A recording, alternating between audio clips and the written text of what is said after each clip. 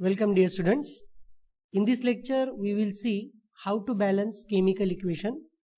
बहुत सारे स्टूडेंट्स हैं जिनको केमिकल इक्वेशन बैलेंस करना ये बहुत टीडियस टास्क लगता है, तो उनके लिए ये वीडियो बहुत ही इम्पोर्टेंट है, या फिर मैंने इसके लिए एक सिंपल ट्रिक बनाई है जिसके हिसाब से आप कोई भी केमिकल इक्वेशन बैलेंस कर सकते हो without trial and error method. अगर आप कोई भी कॉम्पिटिटिव एग्जाम दे रहे हो और आपको वहाँ बैलेंस केमिकल इक्वेशन का अगर क्वेश्चन आता है, एमसीक्यू अगर आता है, तो आप ये सिंपल ट्रिक यूज करके उस क्वेश्चन का करेक्ट आंसर आप फाइंड आउट कर सकते हो। या फिर ये मेथड आपको ट्रायल एंड एरर मेथड के पहले भी अगर आप यूज करते हो, 1-2 मिनट में अगर आप इसको सॉल्व कर लेते हो, तो आगे जो क्वेश्चन आपको ट्रायल एंड एरर मेथड से डिस्क्रिप्टिव क्वेश्चन अगर आपको लिखना है, तो उसमें आप ये बैलेंस किया हुआ इक्वेशन जो हम सिंपल ट्रिक देखने वाले हैं, उस इक्वेशन को आप वहाँ पे डायरेक्टली लिख सकते हो इन descriptive format. Now we'll see the example how the reaction is balanced.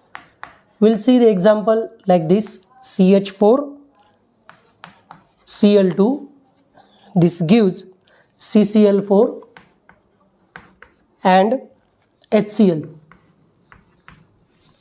अब इस रिएक्शन को अगर मुझे बैलेंस करना है तो इस रिएक्शन में अगर आप देखोगे तो ये आपकी रिएक्टेंट साइड है और ये प्रोडक्ट साइड। अब रिएक्टेंट साइड में जितने एलिमेंट्स हैं उतने आपके प्रोडक्ट साइड में होने चाहिए। तो ट्रिक अप्लाई करने के पहले हम देखेंगे कि कौन से एलिमेंट्स एक्चुअली प्रेजेंट है। तो यहाँ आपको दिखाई देगा कार्बन, हाइड्रोजन और क्लोरीन। तो अब हम रिएक्टेंट साइड में देखेंगे कार्बन कितने हैं।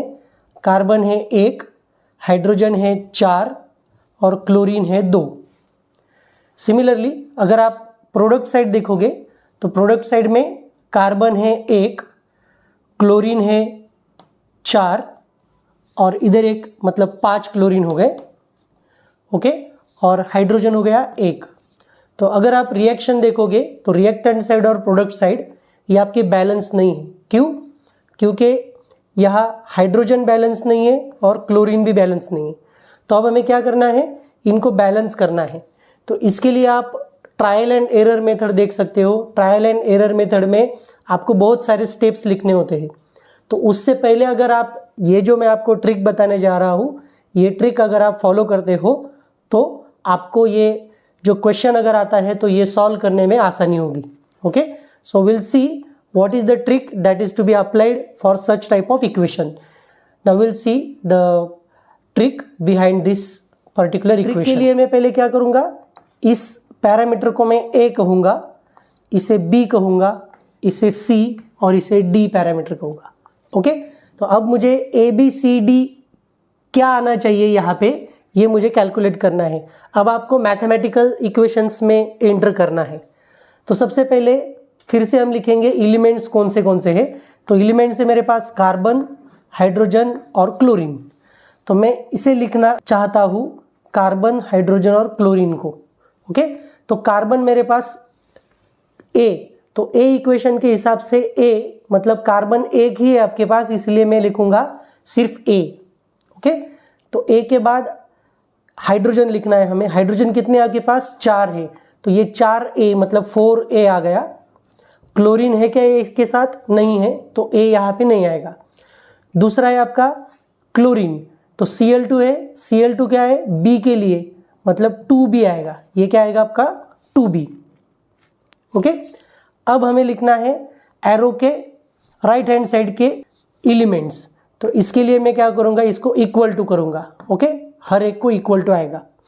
तो अब कार्बन यहाँ पे C के लिए कार्बन लिखना है मुझे, तो कार्बन कितना है, सिर्फ एक ही है, तो A इक्वल टू C हो गया।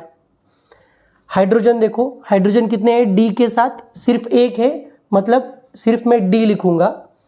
और क्लोरीन देखो यहाँ पे, ये कितने हैं, C के साथ क्लोरीन कितने हैं, 4, मतलब क्लोरीन है C के साथ 4 मतलब 4C। और D के साथ क्लोरीन है सिर्फ 1, प्लस आएगा क्योंकि ये इसके साथ प्लस है, तो D के साथ आएगा सिर्फ 1। ओके, तो यहाँ तक आपको क्लियर है कि मैंने यहाँ पे क्या लिखा है, कार्बन कितने हैं, ए के साथ एक, देन सी के साथ एक है, प्रोडक्ट साइड को है इसलिए मैंने इक्वल टू लिखा है। 4a इक्वल टू डी मतलब क्या है, 4a मतलब हाइड्रोजन आपके 4 है, देखो यहाँ पे हाइड्रोजन 4 इसलिए 4a इक्वल टू डी मतलब यहाँ पे एक ही हाइड्रोजन है, यहाँ पे एक आ गया। ओके, तो इस हिसाब से मैंने ये इक्वेशन को लिखा है। अब मुझे क्या करना है, कोई भी एक पैरामीटर मुझे कंसिडर करना है कि ये 1 है, तो मैं क्या करूँगा, a इज इक्वल टू 1 लिखूँगा। तो मैंने ये फिक्स कर दिया कि मुझे a इज इक्वल टू 1 लिखना है। तो अब मैं ये a इक्वल टू 1 का जो वैल्यू है वो इस इक्वेशंस में डालूंगा। तो सबसे सिंपल इक्वेशन मुझे देखना है पहले कि a इक्वल टू 1 है, इसका मतलब a इक्वल टू c है, तो c की भी वैल्यू क्या आ गई आपकी, 1 आ गई। ओके, तो आपको दो वैल्यूज मिल गए। a की वैल्यू अगर मैंने कंसिडर की है 1, तो a इक्वल टू c होगा, तो c की भी वैल्यू क्या आएगी, 1 आएगी, बराबर है। तो अब मुझे क्या करना है, दूसरा इक्वेशन दिखना है, उसमें क्या है देखो 4a इक्वल टू डी। तो अब इस इक्वेशन में मैं क्या करूंगा, d की वैल्यू कैलकुलेट करूंगा। इस इक्वेशन को मैं फिर से लिखता हूं, 4a इक्वल टू डी। तो 4a मतलब क्या, 4 इंटू 1, क्योंकि a की वैल्यू क्या लिखी थी मैंने, 1 लिखी थी, इसलिए 4 इंटू 1 इक्वल टू डी। तो d की वैल्यू क्या आ गई आपकी, 4, तो यहाँ पे आपकी d की वैल्यू आ गई 4। तो मुझे 3 पैरामीटर्स मिल गए, a, c, d, और अब मुझे क्या करना है, b की वैल्यू कैलकुलेट करना है। तो b की वैल्यू कैलकुलेट करने के लिए मैं फिर से इक्वेशन यहाँ पे लिखता हूँ, 2b equal to 4c plus d। अब इस इक्वेशन में मुझे c और d की वैल्यू डालना है। c और d की वैल्यू मुझे पता है, c की वैल्यू 1, d की वैल्यू 4, तो इसलिए 2b is equal to 4 into c की वैल्यू है 1 प्लस डी की वैल्यू क्या आ गई 4, तो ये आ गया 4। ओके, तो 2b इज इक्वल टू 4 प्लस 4 8, b इज इक्वल टू 4। तो आपको अभी b की वैल्यू भी मिल गई, ये आ गई आपकी वैल्यू 4।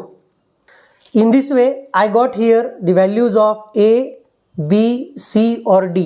अब ये वैल्यूज अगर मैं यहाँ पे पुट करता हूँ और फिर से इक्वेशन लिखता हूँ, अब मैं यहाँ पे वैल्यू पुट करता हूँ, a की वैल्यू 1 है इसलिए मैं 1 नहीं लिखूँगा।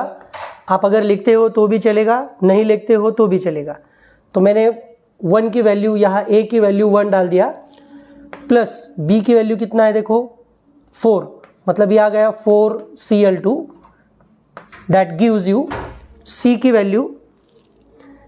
वैल्यू है 1, इसके लिए CCl4 प्लस d की वैल्यू आ गई फिर से 4, मतलब ये आ गया आपका 4HCl। इन दिस वे अगर आप चेक करते हो कि राइट हैंड साइड और लेफ्ट हैंड साइड को एलिमेंट्स बराबर है क्या या फिर बैलेंस है क्या, ये आप यहाँ पे देख सकते हो। मैं फिर से एलिमेंट्स लिखता हूँ और रिएक्टेंट साइड और प्रोडक्ट साइड को कितने एलिमेंट्स है ये मैं फिर से आपको दिखाता हूँ। कार्बन, हाइड्रोजन और क्लोरीन। रिएक्टेंट साइड को मैं काउंट करूँगा, कार्बन कितने हैं, कार्बन है 1, हाइड्रोजन 4, क्लोरीन 4/2 मतलब 8। ओके, अब मैं प्रोडक्ट साइड को देखूँगा, कार्बन कितना है 1, क्लोरीन कितने देखो ये 4 और यहाँ पे 4, 4 और 4 8, और हाइड्रोजन देखो कितने हैं, हाइड्रोजन आ गए 4, मतलब यहाँ पे कार्बन बैलेंस हो गया, हाइड्रोजन बैलेंस हो गया, क्लोरीन भी बैलेंस हो गया। In this way by using this simple trick you can balance the equation in a correct way. So with this we stop here. For such important and informative videos, please subscribe to my channel Chemistry Learners. Thank you.